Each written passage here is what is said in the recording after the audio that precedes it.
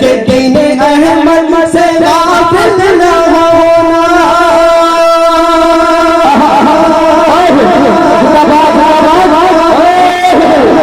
دین احمد سے غافل نہ ہونا، دین احمد سے غافل نہ ہونا، آزمائش سے ڈرنا نہیں ہے، بس جو آقا بس جو آقا کی کر لو اطاعت، پھر تمہارا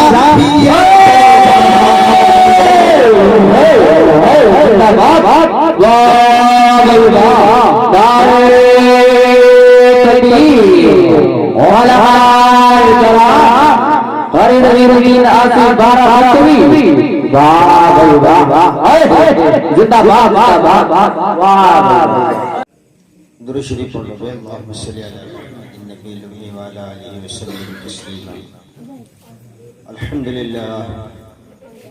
الحمدللہ نحمده ونستعینه ونستغفره ونؤمن به ونتوکل علیہ ونعوذ باللہ من شرور انفسنا ومن سیئات اعمالنا، من يهده الله فلا مضل له ومن يضلله فلا هادي له، ونشهد أن لا إله إلا الله وأشهد أن محمدا عبده ورسوله، أما بعد فأعوذ بالله من الشيطان الرجيم، بسم الله الرحمن الرحيم،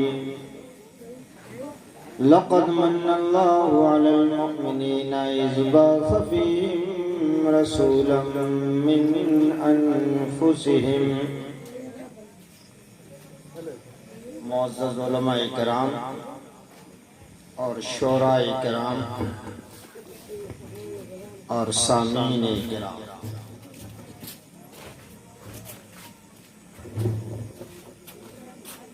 جیسا کہ آپ کو بھی معلوم ہوگا ابھی چند منٹ کے بعد انشاءاللہ مشاعرہ ہونا ہے۔ تمام شعراء آ چکے ہیں، ہپ رہے ہیں بیچارے،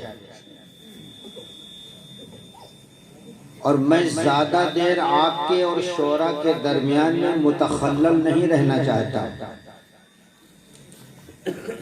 بات جو قیمتی تھی اللہ رب العزت نے ہمارے ساتھی مفتی صاحب کی زبان مبارک سے کہلوا دیا،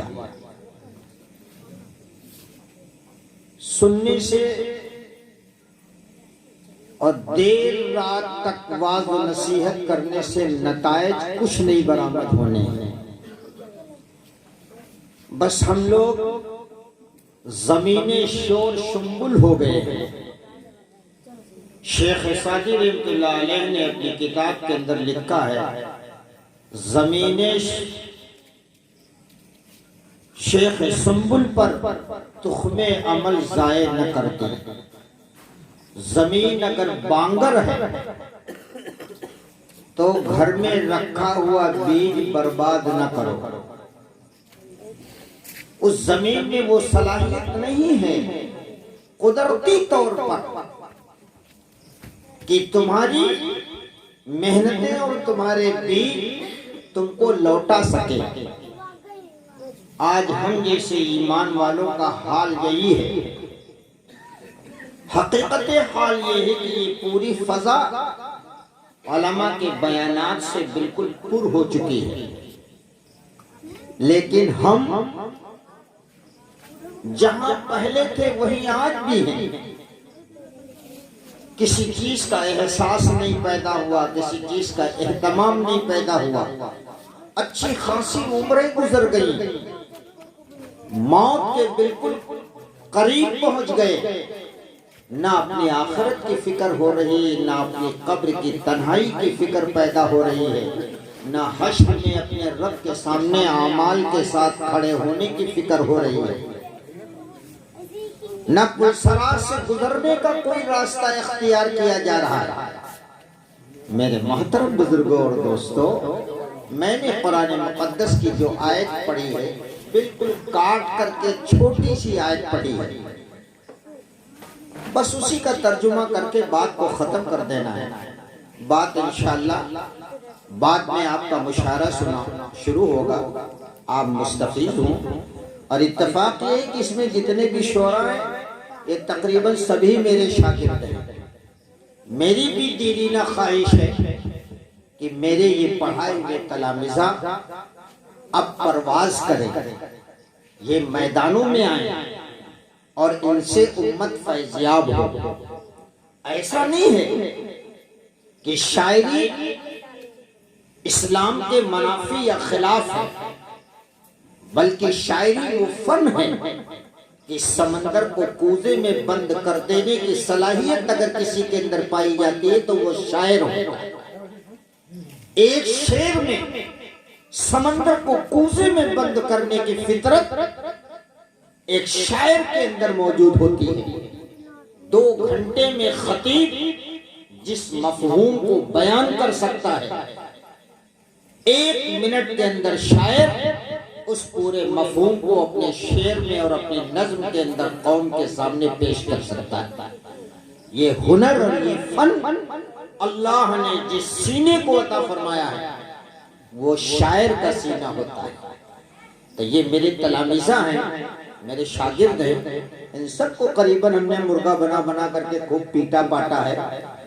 آج اللہ کا شکر ہے کہ اس کے نتائج یہ ہیں کہ یہ علماء کے اسٹیج کے اوپر اس قابل ہو گئے کہ یہ پیغام اللہ اور پیغام نبی آپ تک پہنچائیں گے انشاءاللہ. میرے دوستوں, میرے بزرگوں, قرآن مقدس کی جو آیت میں نے پڑھی ہے اس کا ترجمہ کر دوں,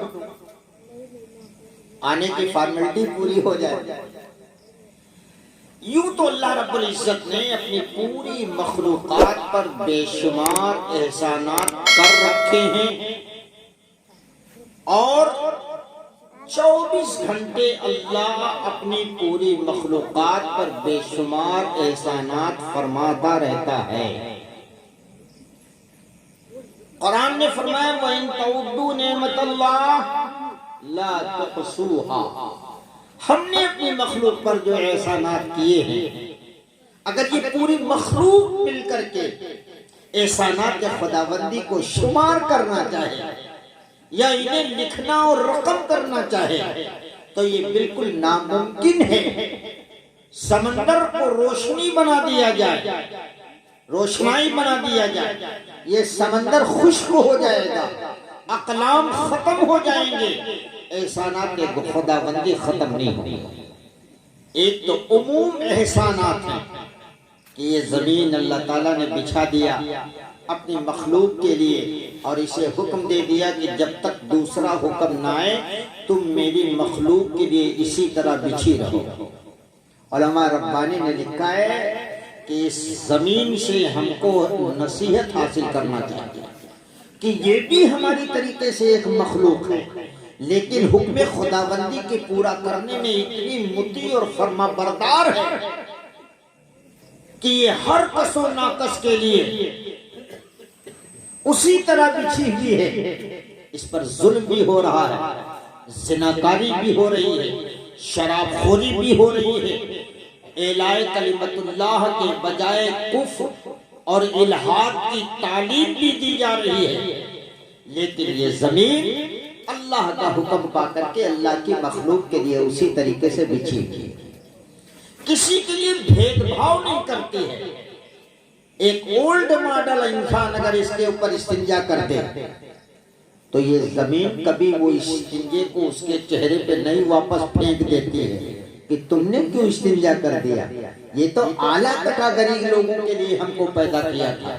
نہیں, عتیم زمین سفرے آنے اوس دشمن بری خواہاں چے دوست.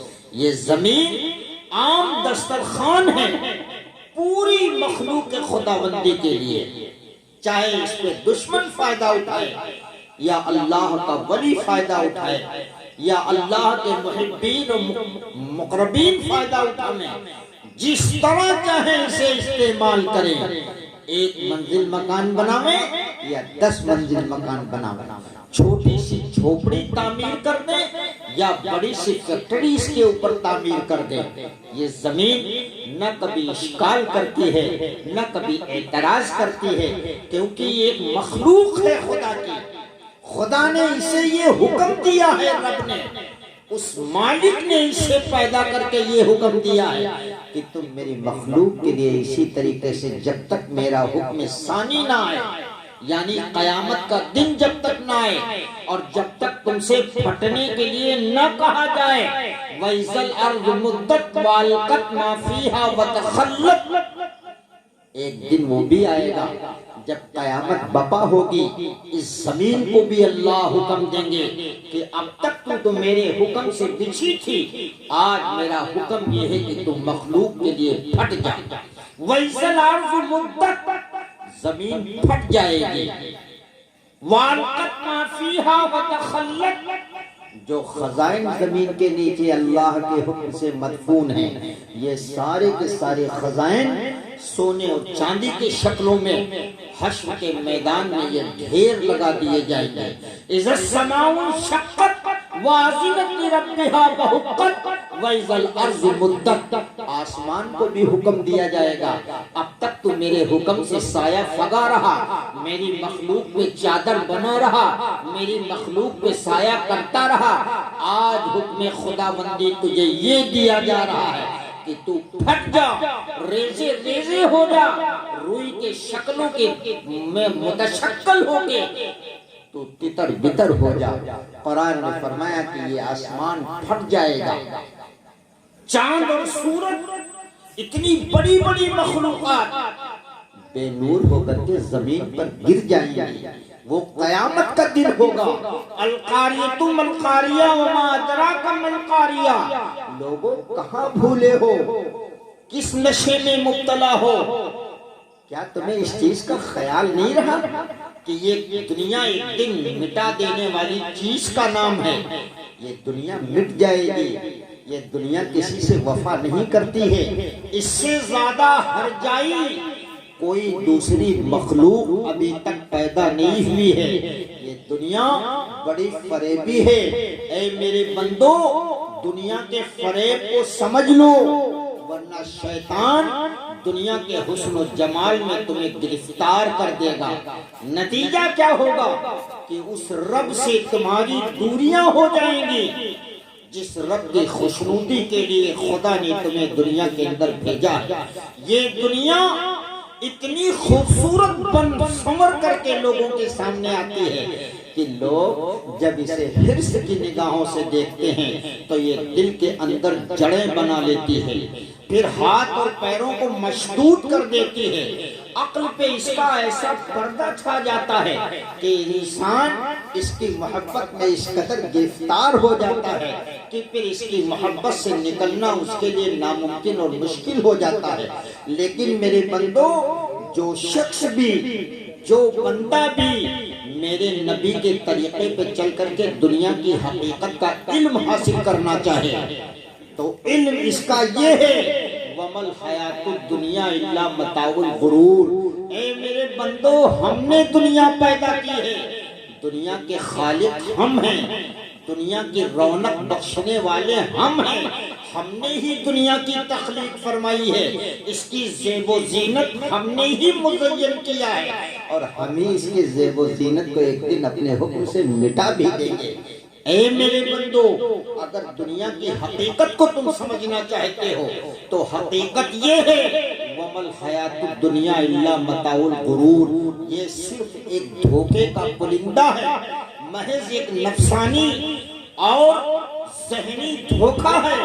اے دنیا کسی کے وفادار نہیں ہو سکتی ہے، ہم نے اس کے اندر وفا کا کوئی جز اور مادہ رکھا ہی نہیں ہے۔ دنیا تو بے وفائی کے وجود سے وجود میں آئی ہے، اس کا گارہ بھی بے وفائی ہے، اس کی اینٹ بھی بے وفائی ہے، اس کی رونق بھی بے وفائی ہے، اس کی چمک اور دمک بھی بے وفائی ہے۔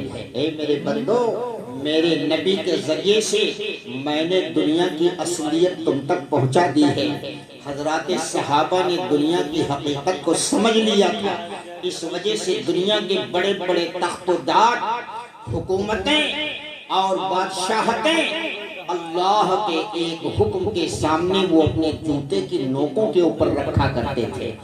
آج ہم ہیں کہ اللہ کے احکامات کو دنیا سے بالا تر سمجھنے کے بجائے دنیا بالا تر ہے، حکم ربانی ہمارے اس کے نیچے ہے۔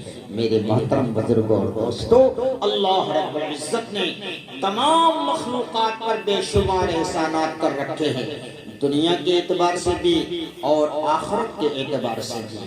ان تمام احساناتوں میں سے ایک سب سے بڑا احسان جو اللہ نے محمد صلی اللہ علیہ وسلم کی امت پر کیا ہے، قرآن نے فرمایا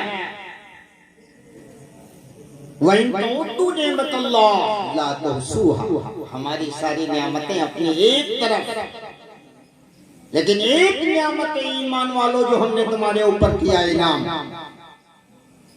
لَقَدْ مَنَّ اللَّهُ عَلَى الْمُؤْمِنِينَ إِذْ بَعَثَ فِيهِمْ رَسُولًا مِّنْ أَنفُسِهِمْ، اے ایمان والو سنو، ہم نے ایک احسان عظیم تم پر یہ کیا ہے کہ اپنا لاڈلا رسول تمہارے لیے ہم نے منتخب کیا ہے۔ وہ ایسا رسول ہے، یہ ربیع الاول کا مہینہ ہے، تمام علماء کا متفق علیہ مسئلہ ہے، کچھ اختلافات کے بعد کہ محمد صلی اللہ علیہ وسلم کی بعثت 12 ربیع الاول دوشنبے کا دن سے پہر کے وقت اللہ کے نبی دنیا کے اندر تشریف لائے۔ جب اللہ کے نبی دنیا میں تشریف لائے،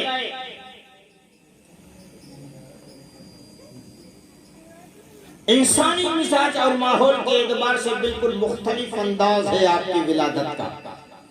عام طور کے اوپر جب بچے پیدا ہوتے ہیں تو شکم مادر سے اپنے ساتھ ساتھ بہت ساری غلاظت کو لے کر کے دنیا میں برآمد ہوتے ہیں۔ یہ علمی لمبی بات چلی جائے گی، میں مختصر شارٹ کٹ بتانا چاہتا ہوں، لیکن میرے نبی جب دنیا میں تشریف لائے، آپ صلی اللہ علیہ وسلم کا جسم اطہر اس غلاظت سے بالکل مبرہ اور مشفع تھا، بالکل صاف ستھرا جسم اطہر تھا۔ آپ کا ناف بھی کٹا ہوا تھا۔ آپ صلی اللہ علیہ وسلم جب دنیا میں تشریف لائے تو آپ مختون بھی تھے، آپ کا ختنہ بعد میں نہیں کیا گیا۔ جب اللہ کے نبی دنیا کے اندر تشریف لائے، قیصر و کسریٰ کی بلڈنگیں ڈھا گئیں، ہزاروں سال سے کنیسوں میں جلتی ہوئی آگ بجھ گئی۔ بیت اللہ شریف کے اندر بیٹھے ہوئے پتھر کے صنم جو 360 تھے، وہ سارے کے سارے بیت اللہ شریف کے اندر منہ کے بل گر گئے۔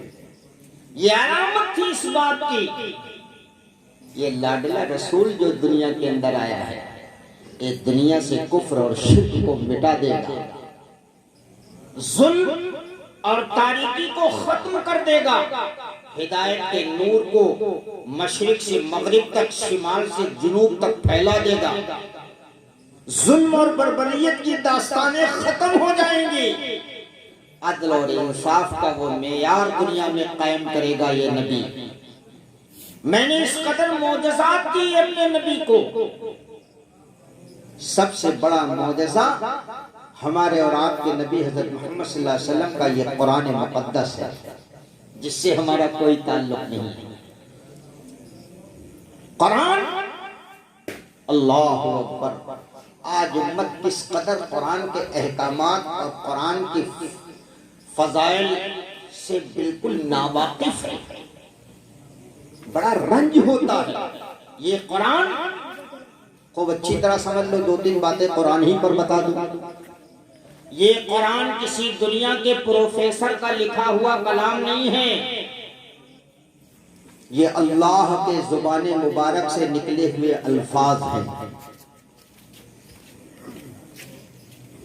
یہ صفت خداوندی میں شامل ہے۔ اس قرآن مقدس کے رکھنے کا بھی ایک سلیقہ ہے، اس کے چھونے کا بھی ایک اصول ہے، اس کے پڑھنے کا بھی ایک ضابطہ ہے۔ خوب اچھی طرح سمجھ لو، میری ماں اور بہنیں بیٹھی ہیں، ان سے میں مخاطب ہوں، یہ بھی ذرا غور سے سن لیں۔ جس بے حیائی کے انداز میں قرآن مقدس کا نسخہ مسلمانوں کے گھر میں رکھا ہوا ہے، یہ بات خوب اچھی طرح سمجھ لو، اگر ہم اصلاح نہیں کرتے ہیں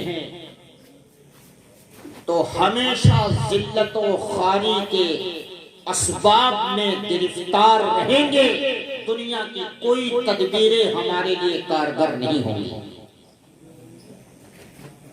یہ قرآن اللہ کا کلام ہے، اس کے رکھنے کا بھی ایک سلیقہ ہے، چھونے کا بھی ایک سلیقہ ہے۔ فقہائے کرام نے لکھا ہے کہ قرآن مقدس کے نسخے کو اپنے مکان کے اندر سب سے اونچی اور محفوظ جگہ جو ہو اس جگہ کو منتخب کرنا چاہیے قرآن مقدس کے جو ہے نسخے کو رکھنے کے لیے۔ یہ نہیں اس طریقے سے چاہیں اس طریقے سے رکھ دیں، دیگر کتابوں کی طریقے سے اس کو بھی لائبریری میں لا کر کے شو پیس کے طور پہ رکھ دیا جائے۔ قرآن اگر رکھا جائے گا تو بھی اپنی عظمتوں کے ساتھ، اور جو بھی اس کی عظمت کے اندر کوتاہی کرے گا عند اللہ اسے مواخذہ ہوگا۔ قرآن رکھنے کا بھی ایک سلیقہ ہے، قرآن چھونے کا بھی ایک سلیقہ ہے، چاہے عالم ہو یا جاہل ہو، بادشاہ ہو یا غریب ہو، اگر قرآن کے نسخے کو چھونا ہے سب کے لیے ایک جیسا حکم ہے۔ حتیٰ کہ اگر نبی کو بھی قرآن کے نسخے کو چھونا ہے تو قرآن نے فرما دیا لا یمسہ الا المطہرون، بغیر وضو کے اللہ کی اس کتاب کو ہاتھ نہیں لگا سکتے۔ یہ اس کی عظمت ہے، یہ شان ہے اس کتاب کی۔ اس کے رکھنے کا بھی سلیقہ ہے، اس کے چھونے کا بھی ایک سلیقہ ہے، اس کے پڑھنے کا بھی ایک سلیقہ ہے۔ قرآن نے طے کر دیا ورتل القرآن ترتیلا، قرآن کو قرآن کے اعتبار سے پڑھا جائے گا، مخارج کی ادائیگی کے ساتھ پڑھا جائے گا۔ ہمارا حال کیا ہے؟ وہ تو جب جماعت میں جاؤ اور جب تعلیم کے حلقے میں بیٹھو تب محسوس ہوتا ہے کہ اونٹ پہاڑوں کے درمیان سے گزر رہا ہے۔ اونٹ کے بارے میں علماء کرام نے لکھا ہے کہ یہ اونٹ اپنے قد و قامت کے اعتبار سے ہمیشہ فاخرانہ انداز پہ رہتا ہے کہ ہم چوں دیگرے نیس، ہم سے لمبا چوڑا کوئی نہیں ہے، لیکن یہ اونٹ جب پہاڑوں کے درمیان سے گزرتا ہے اور پہاڑ کی بلندیوں پر اس کی نظر جاتی ہے تب اسے احساس ہوتا ہے کہ یا اللہ ہم سے بھی بلند بالا کچھ مخلوقات ہیں۔ اسی طریقے سے خوشامدیں کی جا رہی ہیں۔ جب جماعت میں جائیں اللہ کے راستے میں اور تعلیم کے حلقوں میں بیٹھیں اور جب سورہ فاتحہ کا مذاکرہ ہوتا ہے اس وقت احساس ہوتا ہے کہ ہمارے اندر کتنی کوتاہیاں ہیں۔ یہ اللہ کا کلام ہے، جیسے چاہے ویسے نہیں پڑھ سکتے ہیں، جیسے چاہے ویسے نہیں چھو سکتے ہیں، جیسے چاہے ویسے نہیں رکھ سکتے ہیں۔ اور ایک بار سن لو، فرمایا گیا کہ قرآن پاک ایک ایسی کتاب ہے کہ اپنی حیثیت کے مطابق سب سے قیمتی کپڑا جو تم خرید سکتے ہو۔ میری بات سمجھ پا رہے ہیں؟ ہر آدمی اپنی حیثیت کا اندازہ لگائے۔ یہ فقہا نے لکھا ہے کہ اپنی حیثیت کے مطابق سب سے قیمتی کپڑا جو خرید سکتے ہو، ہر سال کپڑا خرید کر کے قرآن مقدس کا جزدان بنانا چاہیے۔ یہ بڑا مسئلہ ہے۔ آج ہمارے گھروں میں دیکھ لیجیے قرآن بغیر جزدان کے پڑا ہوا ہے۔ قرآن تو ہے لیکن اس پہ جزدان کی توفیق نہیں ہوئی۔ خود کے کپڑے تو بڑے قیمتی ہیں، بیوی بچوں کے کپڑے بڑے قیمتی ہیں، میں اس کو قباحت نہیں کہتا ہوں، ہاں بلکہ قباحت یہ ہے کہ حیثیت ہوتے ہوئے بھی معمولی کپڑا پہننا یہ اسلام کے اصول کے منافی ہے۔ خوب اچھی طرح سن لو، جن لوگوں کی اللہ تعالیٰ نے حیثیت بنائی ہے شکرانے نعمت کے طور کے اوپر اچھا کپڑا خریدنا، اچھا کپڑا پہننا چاہیے، اور بیوی کو بھی اچھا کپڑا پہنانا چاہیے۔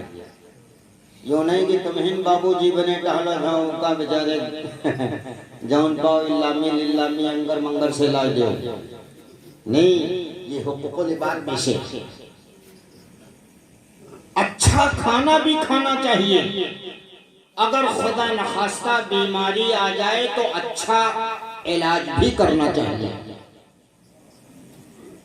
اب وہ گھاس پھوس کا دور چلا گیا، بھنگرا باندھ لے ہر مرض کا علاج ہے.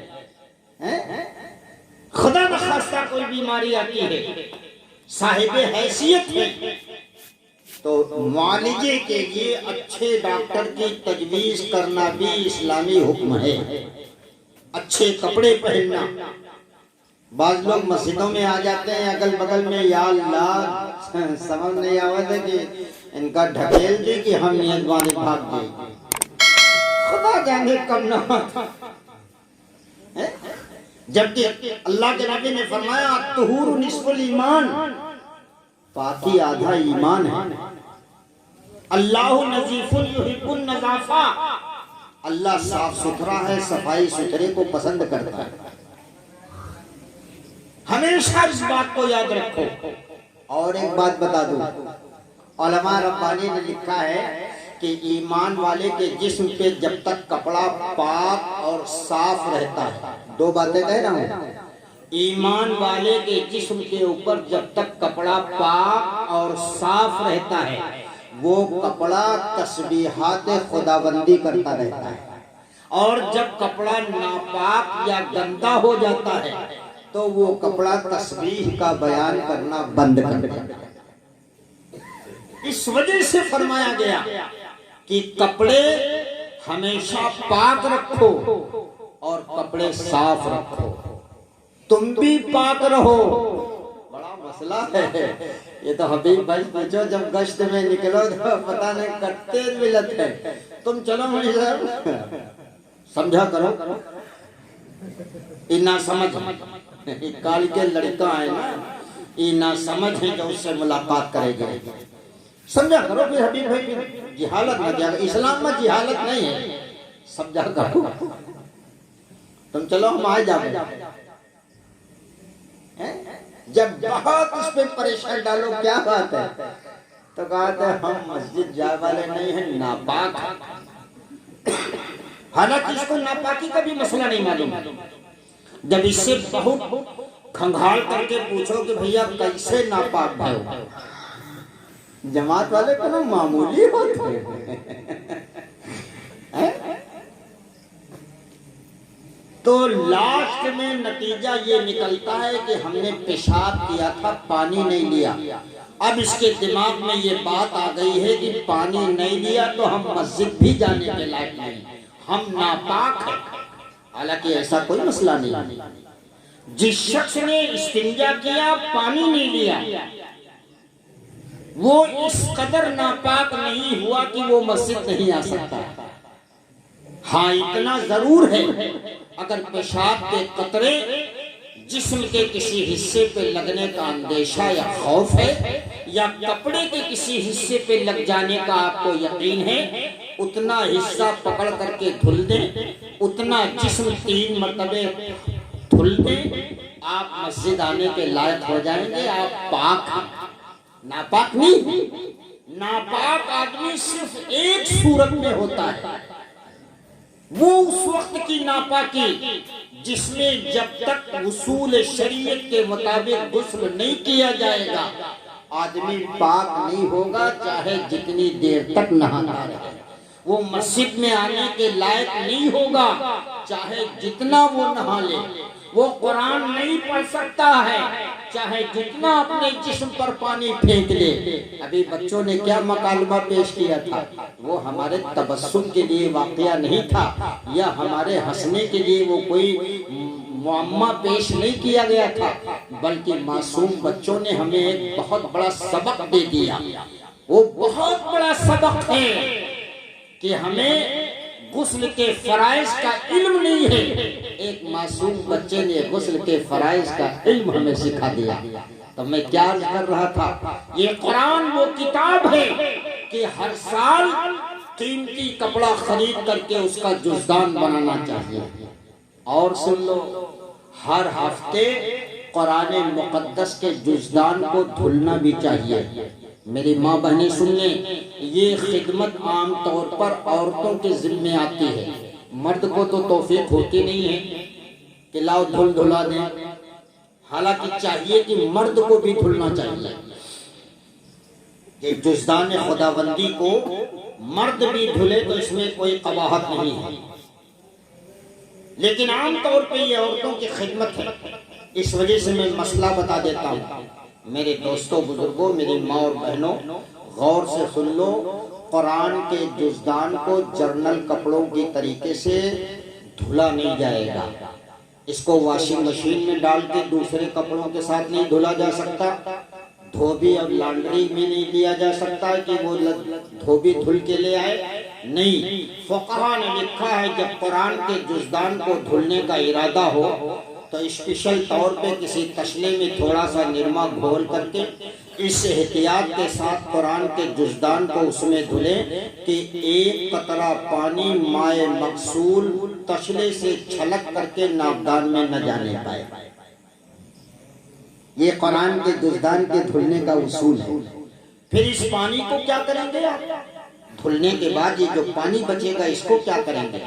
علامہ جلال الدین سیوطی رحمۃ اللہ علیہ نے لکھا ہے کہ قرآن کے جزدان کے دھلے ہوئے پانی کو اپنے مکان کی چہار دیواری پر ڈال دینا چاہیے۔ عام طور پہ پھینک نہیں دینا چاہیے، مکان کی چہار دیواری پر ڈال دو۔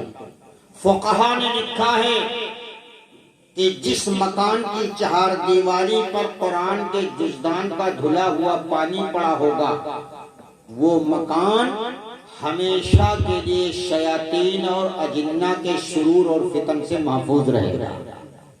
تعویذ نہیں بنوانا پڑے گا۔ کیا بہترین نسخہ ہے! قرآن اللہ کی کتاب ہے تو یہ قرآن اللہ کے نبی حضرت محمد صلی اللہ علیہ وسلم کا سب سے بڑا معجزہ ہے۔ اس معجزے کے ساتھ بے شمار معجزات محمد رسول اللہ کو اللہ کے نبی نے دیا۔ فرمایا میرا یہ نبی ایسا نبی ہے جب یہ راہوں سے گزرے گا تو بادل اس کے اوپر سایہ فگن ہوں گے، شجر اور حجر میرے نبی کے سامنے اکرام میں جھک جایا کرتے تھے۔ یہ نبی وہ نبی ہے اگر ایک پیالے پانی کے اندر اپنی انگشتوں کو ڈال دے، اپنے دست مبارک کو ڈال دے، سینکڑوں صحابہ اس پانی سے سیراب ہو جائیں، اپنے چھاگلوں میں بھر لیں، پھر بھی پانی پیالے کا کم ہونے کا نام نہیں لیتا۔ سبحان اللہ! یہ وہ نبی ہے کہ زمین کے پشت پہ کھڑے ہو کے اگر شہادت کی انگلی کا اشارہ کر دے تو چاند کے دو ٹکڑے ہو جائیں۔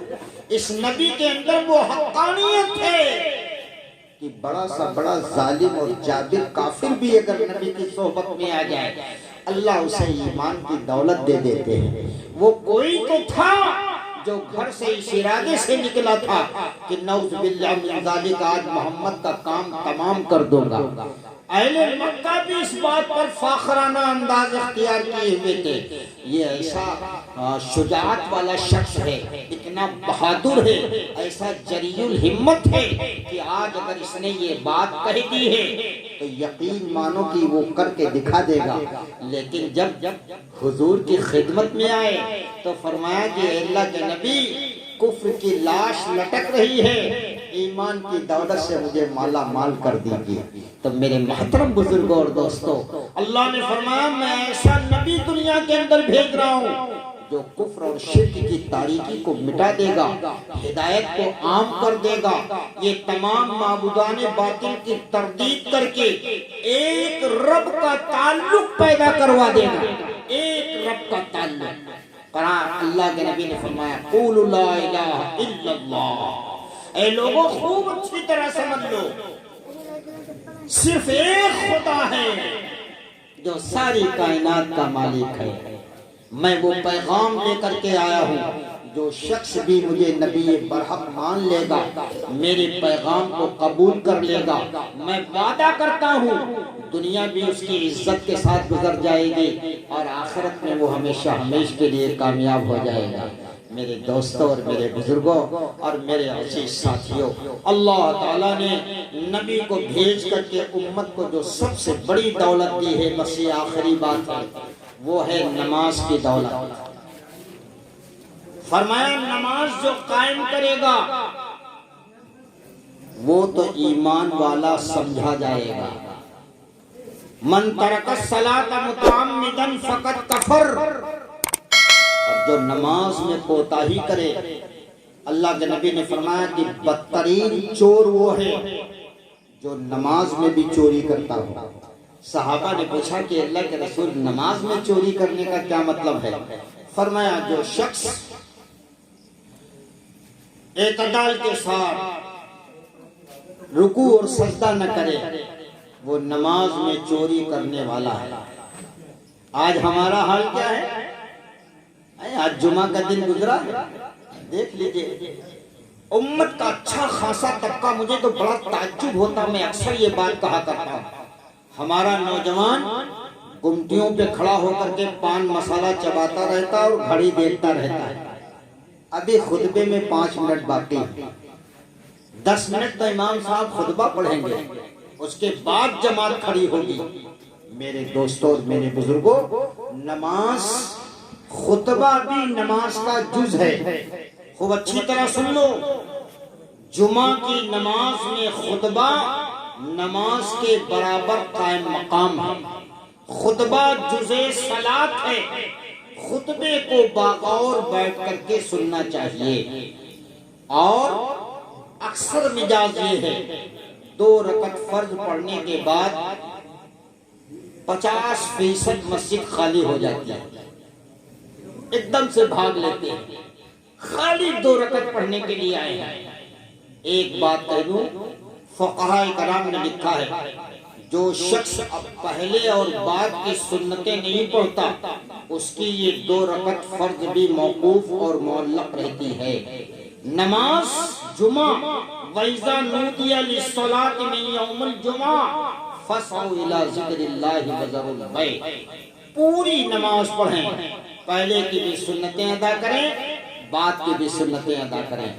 اللہ تعالی ہم کو اور آپ کو کہنے اور سننے سے زیادہ عمل کی توفیق نصیب فرمائے۔